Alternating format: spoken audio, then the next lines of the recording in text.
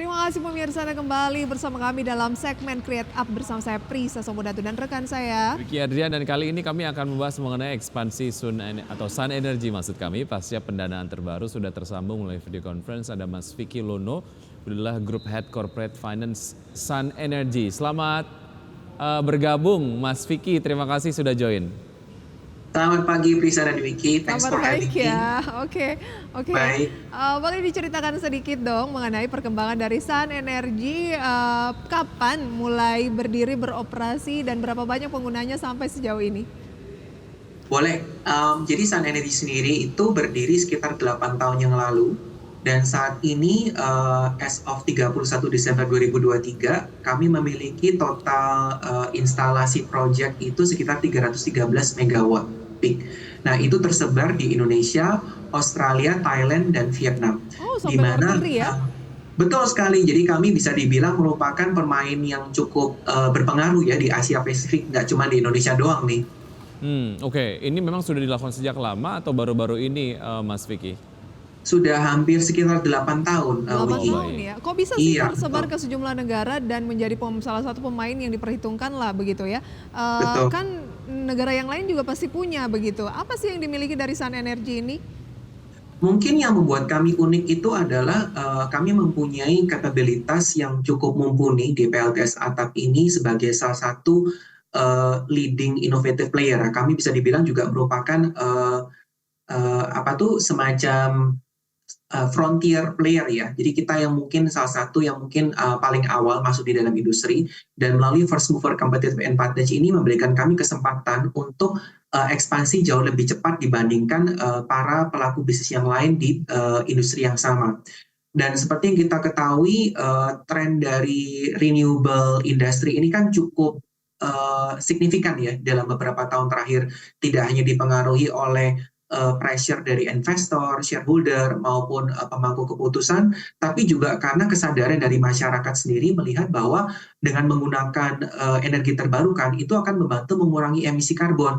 Kita semua kan pada akhirnya juga ingin mendapatkan energi bersih ya dari udara yang sehari-hari maupun dari air, udara, dan yang lain-lain. Dan salah satunya itu menggunakan PLTS atap atau energi terbarukan ini akan membantu kita untuk lebih cepat mengurangi penggunaan energi fosil menuju energi terbarukan yang sifatnya jauh lebih bersih. Masuk yang senior atau di bidangnya gitu ya? Betul sekali Wika. Oke, kalau dilihat dari solusi yang ditawarkan oleh Sun Energy dari hulu ke hilir, dari instalasinya, kemudian juga pembangkit listrik tenaga suryanya, mungkin Anda bisa sampaikan solusi apa saja yang dihadirkan oleh Sun Energy? Solusi yang kami berikan itu bisa dibilang mengikuti permintaan pasar. Kita sendiri menawarkan beragam skema pembiayaan bagi para pelanggan kami. Namun so far yang menjadi cukup inovatif adalah kami sebut sebagai Sun Rental ya. Nah, Sun Rental ini sifatnya adalah kerjasama jangka panjang bagi para pelanggan yang hanya membayar sewa bulanan. Jadi seperti membayar prepaid, bayar pulsa lah ya, bayar pulsa atau bayar internet setiap bulannya itu. Jadi nanti customer itu akan membayar sesuai dengan jumlah konsumsi listrik yang dikonsumsi oleh mereka setiap bulannya. Nah, nanti setelah kontrak tersebut berakhir, instalasi solar panel yang dipasang di gedung mereka itu akan menjadi milik para pelanggan, Wiki. Jadi setelah sekian lama jadi hak milik gitu ya? Betul sekali. Karena kan salah satu barrier dari para konsumen ini untuk instalasi solar atap itu kan mungkin dibilang adalah mereka harus mengeluarkan signifikan capex upfront. Nah, dengan menggunakan sistem rental ini, itu pada akhirnya akan membantu mereka untuk satu, mengurangi capex yang harus dikeluarkan upfront. Kemudian kedua, mereka bisa mengurangi beban penggunaan listrik, dan in return mereka pada waktu akhir masa kontrak itu mereka bisa memiliki asetnya secara langsung, aset yang sama nih. Jadi itu akan membantu insentifnya ya. Ya, setahu saya untuk penggunaan listrik dari panel surya ini masih kemudian berbagi dengan listrik yang disuplai oleh PLN. Update-nya sejauh ini seperti apa dan sejauh mana ini kemudian menjadi satu dinamika lah, dan bagaimana Sun Energy menyikapi ini? Kalau di Indonesia ya masih berbagi dengan PLN. Ya, kami sendiri bekerja sama dengan PLN untuk make sure dari sisi penggunaan listrik ini mengikuti kebijakan yang sudah diterapkan oleh pemerintah. Karena kan kami juga pelaku industri harus make sure kita go hand in hand ya dengan PLN sendiri. Nah, kalau misalnya dari sisi penggunaan listriknya sendiri bisa dibilang kalau kita melihat pengguna apa tuh production yield dari solar panel itu kan kita seperti bell curve ya. Jadi pada waktu dari pagi hari sampai dengan sore hari itu biasanya akan menggunakan listrik dari tempat kami, yaitu PLTS atap sendiri. Kemudian nanti setelah malam hari itu biasanya akan mengacu kepada listrik yang dihasilkan oleh PLN. Nah, jadi akhirnya ini akan membantu untuk kita dan PLN untuk go hand in hand.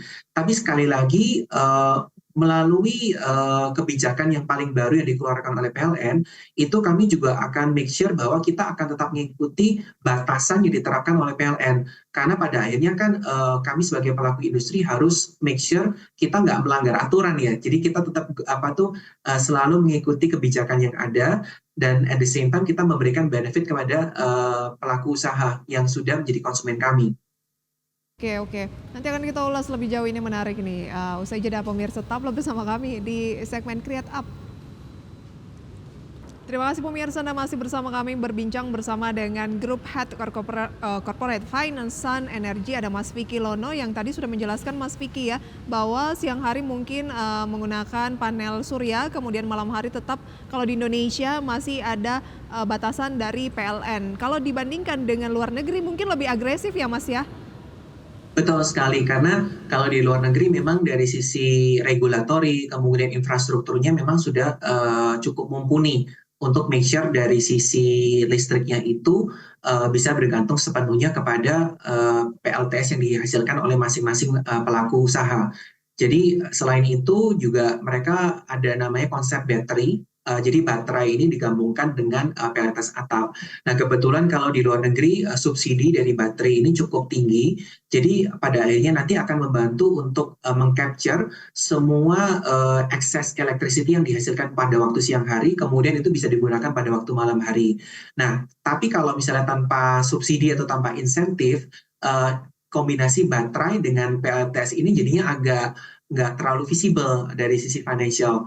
Makanya kalau misalnya kita mau mengencourage net zero dari sisi emisi karbon, itu mungkin sektor kebijakan akan lebih diperlukan untuk membantu adopsi dari kombinasi misalnya baterai dengan energi bayu atau wind, atau kemudian baterai dengan energi surya sendiri. Oke, yang menarik adalah di bulan Februari yang lalu Sun Energy baru mendapatkan pendanaan ya dari Bank Permata. Mungkin Anda bisa sampaikan cerita di balik ini seperti apa dan penggunaan pendanaannya untuk apa saja, Mas Vicky? Baik, jadi kami sendiri memulai diskusi dengan Permata Bank ini sekitar bulan November ya. Kemudian kita pada akhirnya bisa signing itu di bulan Februari. Jadi prosesnya bisa dibilang sangat cepat tuh, akselerasi. Nah, kenapa kita tiba-tiba approach Permata Bank atau beberapa bank yang lain? Itu adalah kami mendapatkan new projects yang harus kami bangun selama 12 bulan ke depan, itu senilai sekitar 80 megawatt. Jadi itu menunjukkan antusiasme pasar nih, Wiki, bahwa PLTS atap ini sendiri sudah menjadi sebuah norma di kalangan usaha, terutama untuk membantu mengurangi emisi karbon sekaligus mengurangi beban penggunaan listrik. Jadi dari sisi cost saving cukup mumpuni. Nah, dari sisi pendanaan ini sendiri, pada akhirnya kami cukup apresiasi kepada pihak Permata Bank karena yang dulunya ranah pembiayaan ini hanya menjadi dominasi lembaga keuangan asing, sekarang sudah menjadi semacam atraksi dari lembaga keuangan lokal. Dan struktur yang diberikan mereka sendiri, Vicky, itu sangat inovatif, baik dari sisi greenfield financing, jadi mereka membiayai kita dari masa konstruksi, kemudian rasio hutang, kemudian juga bisa kita bilang dari sisi tenornya cukup panjang. Kami mendapatkan tenornya itu hijau sesuai. Sudah semakin masif lah ya. Oke. Betul. Baik, sangat ingin berbincang lebih lanjut, tapi kemudian waktunya sangat terbatas, Mas Vicky. Terima kasih sudah bergabung bersama kami di Create Up. Sukses untuk Sun Energy dan juga sukses untuk Anda. Sampai jumpa. Terima kasih Bu Risa dan Vicky. Have a good day. Bye. Baik, thank Semoga you. makin banyak ya masyarakat, kemudian korporasi di Indonesia yang menggunakan panel surya dan apa kerjasama dengan pihak pemerintah dalam hal ini PLN juga bisa lebih bersinergi lagi ya. Betul.